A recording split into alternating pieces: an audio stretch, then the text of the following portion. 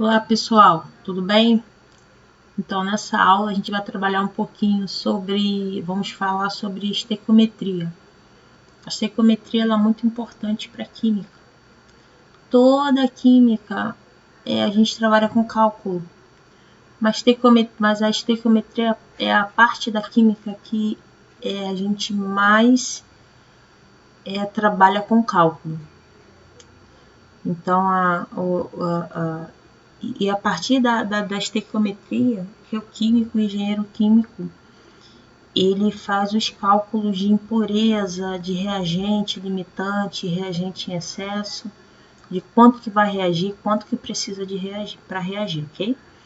Imagine, pessoal, você fazendo uma receita, né? Você vai fazer um bolo e ali você vai precisar de 3 ovos, meio litro de leite, né? 1 quilo de farinha de trigo, ou quase 1 quilo, dos, sei lá, 60 gramas de fermento químico.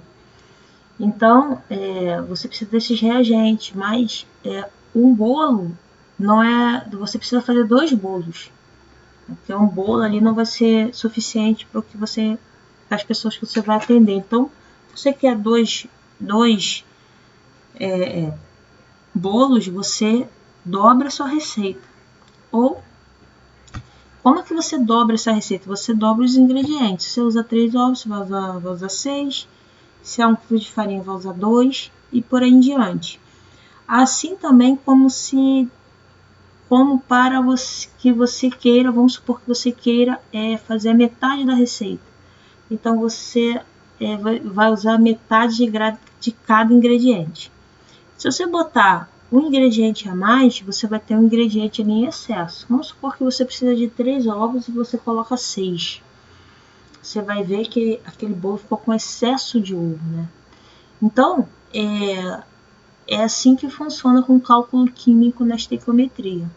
Então, a gente vai aprender nessa aula os conceitos teóricos para isso. E nos exercícios a gente vai pegando, né, ali, a prática da coisa, e vocês vão ficar muito bons em estequiometria, assim eu espero. Lembrando, pessoal, que essa matéria ela é quase que certa em cair no Enem e cair nas provas de ingresso, né, em universidades, em concurso público, que envolva a matéria de química, tá, pessoal? Então praticamente uma matéria sagrada, certa a cair. Então, estequiometria tem que estar aí bem treinado, né? Outra coisa que é muito importante antes da gente começar, para a gente ter um cálculo químico eficiente, a gente precisa saber ter o conceito de reações, balanceamento bem definido. Então, se você tem alguma dúvida ainda sobre balanceamento, volta lá na aula de balanceamento e dá uma assistida na aula de novo, refaz os exercícios que eu faço em aula, tá bom? Porque a gente precisa ter esse conceito de balanceamento bem definido na nossa cabeça para a gente poder estar trabalhando estequiometria, ok? Então, a estequiometria corresponde aos cálculos de massa, de mol, de volume da substância de uma reação química com base na proporção dada pelos coeficientes da equação. Na química, assim como em muitos ramos da nossa sociedade, os cálculos estão muito presentes, né, pessoal? Outra definição de estequiometria a estequiometria é a forma de calcular a quantidade de reagentes e produtos em uma reação química. É um conteúdo importante da química presente em questões, né, como eu falei, de vestibulares e tudo mais. Então, o objetivo da nossa aula é conhecer a relação entre mol e número de Avogadro e a utilidade das quantidades, realizar cálculo utilizando o número de Avogadro e mol, conhecer a função principal da equação química, a base para os cálculos químicos, balancear as equações químicas, apesar que balancear a gente já viu na aula anterior, né, nas aulas anteriores, calcular o número de moles de um produto resultante, número de moles de reagente, número de moles de reagente necessário para produzir certos números de moles de produto. Calcular rendimento percentual de uma reação, ok, pessoal? Então, o cálculo das quantidades químicas com base em equações químicas é denominada estequiometria. Foi o que eu acabei de definir, né? É a aplicação da lógica e da aritmética em sistemas químicos para responder perguntas como, por exemplo, uma companhia farmacêutica deseja produzir 1000 quilos de um produto no próximo ano. Quanto cada uma das matérias-primas deve ser encomendada? Se os materiais de partida custam R$20 por cada grama, quanto dinheiro deve ser orçado para o projeto? Então, a estequiometria responde algumas dessas perguntas, né? Átomos são extremamente pequenos, mas suas massas têm determinados experimentalmente para cada um dos elementos. A unidade de medida para essa determinação é a unidade de massa atômica abreviada como UMA. O UMA é 1,661 vezes 10 a menos 24 gramas. O valor exato da unidade de massa atômica é definido na relação a um padrão, assim como as unidades de sistema métrico representam quantidade definida.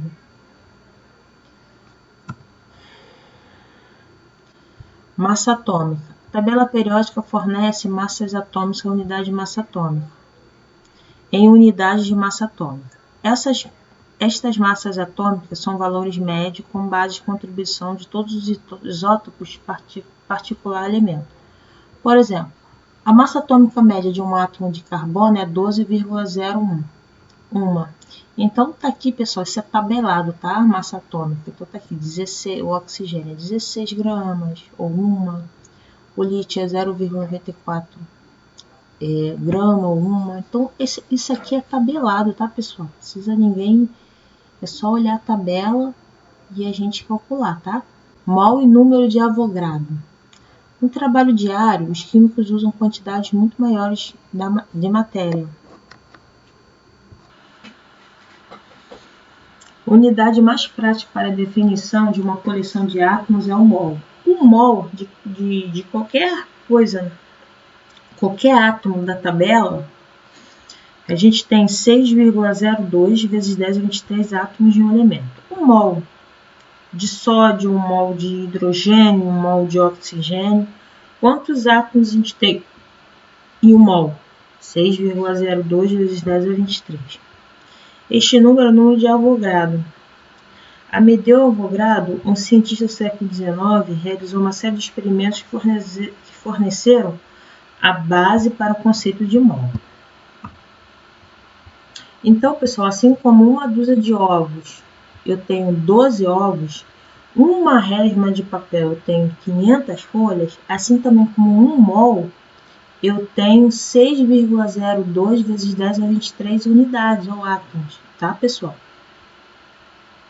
O mol e a massa atômica, elas se relacionam entre si.